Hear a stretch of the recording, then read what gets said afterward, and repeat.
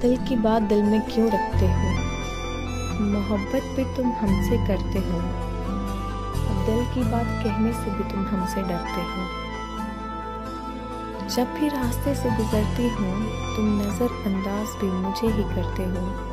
जब भी मैं कुछ कहूँ तुमसे तुम हर बात से इनकार करते हो।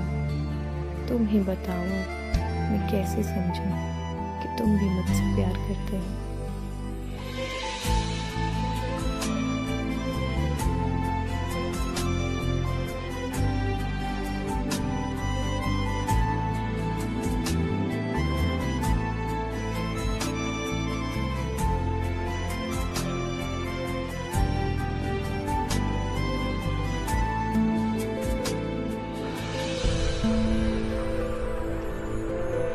तेरे माथे की शिकन से तेरा हाल पढ़ लेते हैं, तेरी खामोशी में तब हर सवाल पढ़ लेते हैं।